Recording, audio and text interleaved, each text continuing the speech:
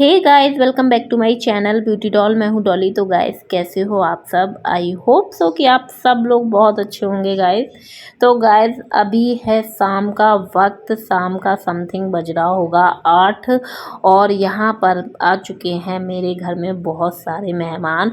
और ये शाम नहीं, इसको रात ही बोल सकते हैं क्योंकि रात हो चुकी है, 8 बज रहा है। और यहाँ पर आप देख सकते हैं काफ़ी लोग हैं और काफ़ी सारे बच्चे भी हैं। अभी मैं बता देती हूँ कि कौन कौन है। और मेरी मम्मी को तो आप लोग जानते ही होंगे, और मेरी जो नंद है बड़ी वाली, उनको भी आप जानते होंगे क्योंकि वो लोग सब आते रहते हैं और मेरे ब्लॉग में भी ये लोग आते रहते हैं। तो इन लोगों के बारे में तो खैर आप लोगों को पता ही होगा।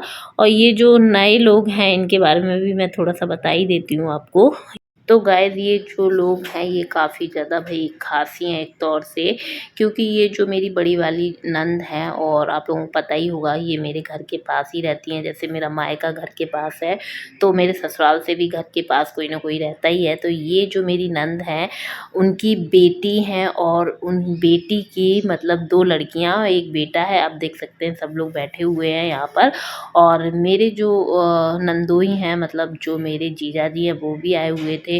तो इसलिए हम लोग सब इधर बैठ गए थे, और जो ड्राइंग रूम है उसमें बैठे हुए थे जीजा जी और मेरे हस्बैंड। तो वो लोग जो भी जेंट्स थे वो उधर बैठे हुए थे, और यहाँ पर हम सब लोग बैठ के नाश्ता वगैरह कर रहे थे। और वैसे भी गर्मियाँ चल रही हैं अभी प्रेजेंट में ना, तो चाय पीने का वही मेरा तो मन करता है, लेकिन इन लोगों का मन नहीं कर रहा था, इसलिए हम लोगों ने फिर ठंडा ही यहाँ पर सबको दिया। और मेरा थोड़ा सा गला ख़राब था, मेरे गले में पेन हो रहा था, तो मैंने कोल्ड ड्रिंक नहीं पी और मैं यहाँ पर बैठ के इन लोगों से बातें कर रही थी।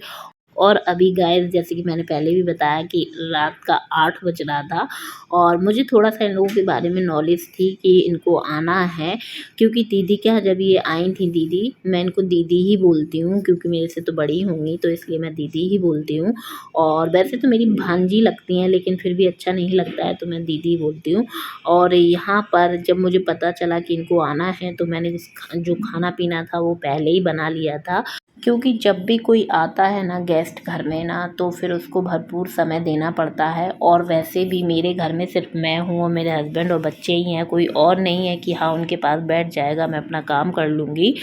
इसी चक्कर में फिर मैंने खाना तो बना लिया था, बस इनकी जो खातिरदारी थी उसमें लग गई थी। और यहाँ पर फिर उसके बाद हम लोगों ने नाश्ता किया पहले तो, और कोल्ड ड्रिंक वगैरह तो पहले ही पी ली थी सबने, फिर बैठे ही थे सब। तो मैंने कहा कि चलो चलो यहाँ पर पापड़ वगैरह तल लेती हूँ, क्योंकि बच्चों को ये सारी चीज़ें बहुत ज़्यादा पसंद है और मेरा भी थोड़ा सा खाने का मन कर रहा था। तो मैंने कहा सब लोग खाएंगे तो मैं भी खा लूँगी। और मेरा जो बेटा है, छोटा वाला बेटा, उसका नाम है श्रेय, और उसका अविराज नाम भी है। मैं आपको बता देती हूँ क्योंकि मैं ज़्यादातर छोटा वाला बोलती हूँ, क्योंकि मेरी आदत सी हो गई है। और मैं घर में तो वैसे उसका नाम लेती हूँ, लेकिन जब भी आप लोगों से बात करती हूँ ब्लॉग में तो मैं उसको छोटा ही वाला बोलती हूँ, लेकिन उसका नाम श्रेय है। और वैसे उसका नाम अविराज भी है, घर में हम लोग श्रेय ही बोलते हैं। तो श्रेय जो है उसको बहुत ज़्यादा जो पापड़ है साबूदाने के, तो वो बहुत उसको पसंद है, और उसमें मिर्च वगैरह नहीं रहती है, तो ज़्यादातर बच्चों को पसंद रहते हैं, तो वो भी अच्छे से खा लेता है। तो इसलिए, और छोटे छोटे काफ़ी बच्चे थे और हम लोग भी थे, तो सारे बच्चों को भी मैंने दे दिया, और फिर यहाँ पर हम लोग भी बैठ के खाने लग गए थे।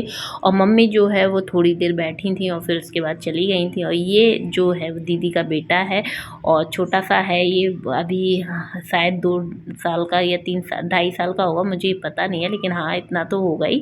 और जैसे ही उसने कैमरा लगा देखा तो वो हाय हेलो करने लग गया। बच्चों की तो खैर ये आदत होती है, क्योंकि मेरा जो बेटा है वो भी इसी टाइप से काम करने लगता है। और यहाँ पर मैं बैठी थी और इन लोगों से बातें ही कर रही थी, और समय का जो है गाइस बिल्कुल भी पता नहीं चल रहा था।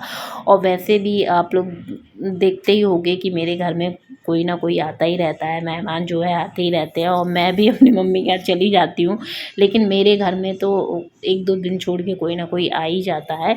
तो इसका सबसे बड़ा रीज़न, और मैं थोड़ा सा एक्सपीरियंस आप लोगों के साथ शेयर करना चाहूँगी कि मुझे कैसा लगता है और फीलिंग कैसी आती है और मतलब कितना सही है और कितना गलत लगता है मुझको।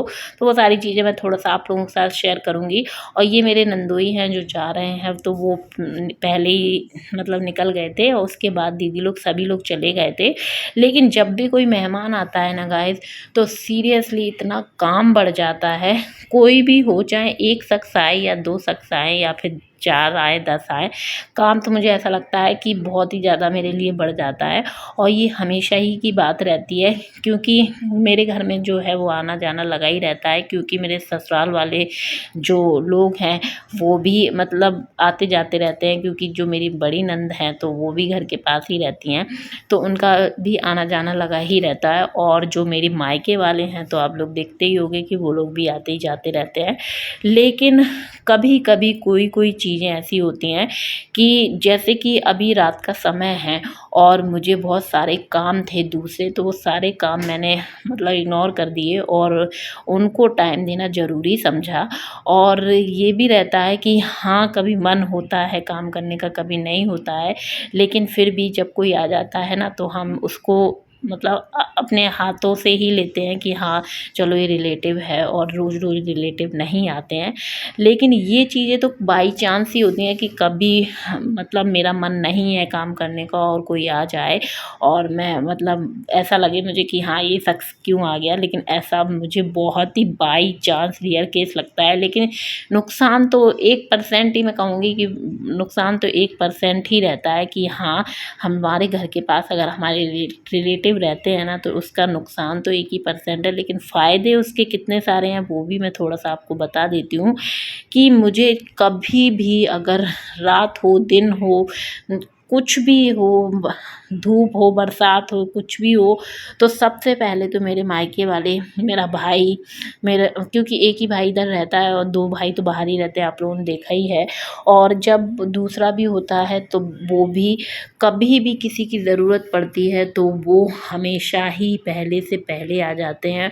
और मेरे बच्चे जो है कभी भी बाई चांस बीमार हो जाते हैं, पता ही नहीं चलता है। तो मेरे हस्बैंड अगर ड्यूटी पर रहते हैं ना तो मेरे भाई लोग और मेरी जो दीदी है उन्हें भी अगर मैं बुला लूँ ज़रूरत पे तो वो भी आ जाती हैं। और बात की जाए मेरे घर में कोई भी फंक्शन होता है ना तो सब लोग ऐसे संभाल लेते हैं कि मैं बता ही नहीं सकती आपको, मुझे तो कुछ करने की ज़्यादा ज़रूरत ही नहीं पड़ती है। तो वो चीज़ का मैं आपको थोड़ा-सा अपना एक्सपीरियंस बता रही हूँ कि अगर आपके रिलेटिव, आपके घर वाले आस-पास रहते हैं ना तो उससे बड़ा फ़ायदा तो आपके लिए हो ही नहीं सकता।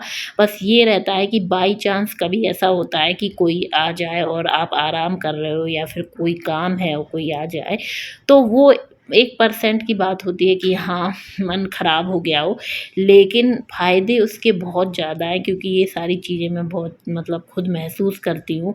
और ये एक्सपीरियंस है मेरा, मैं आपको जो बता रही हूँ, क्योंकि मेरे साथ तो चीज़ें ज़्यादातर अच्छी ही होती हैं, क्योंकि मेरे हस्बैंड की भी ड्यूटी का कोई ठिकाना नहीं रहता है और मेरे भाई की भी ड्यूटी का कोई ठिकाना नहीं रहता है। अगर ये दोनों बिज़ी रहते हैं तो फिर दीदी हैं, मेरी जो नंद है, उनके भी बेटे हैं, तो वो लोग भी काम आ जाते हैं। कभी भी किसी को भी बुला लो, तुरंत आके खड़े हो जाते हैं और आगे से आगे काम करना मतलब हेल्प करना वो लोग ज़रूरी समझते हैं।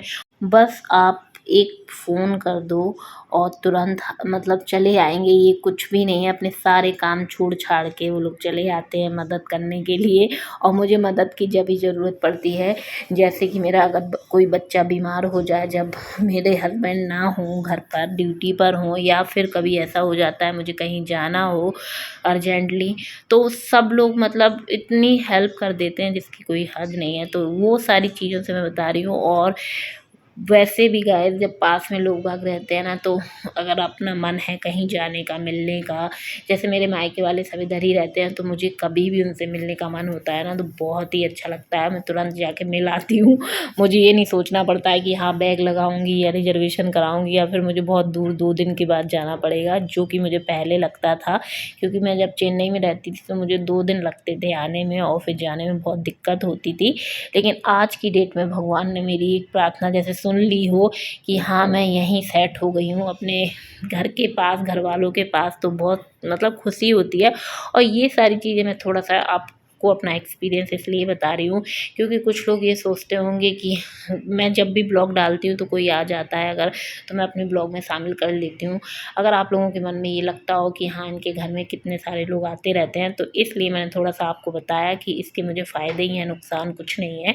तो गाइज़ आप देख सकते हैं कि बातों ही बातों में मेरा जो काम है वो सारा हो गया और बहुत समय लग गया था, रात बहुत ज़्यादा हो गई थी। और मैं अभी आपको दिखा दूँगी कि कितना का समय हो गया और लेकिन सारी साफ़ सफाई हो गई है। और अभी हम लोगों ने खाना नहीं खाया था, मेरे हस्बैंड सब्ज़ी वगैरह भी ले आए थे जाके, तो मैंने धुल के रख दी है।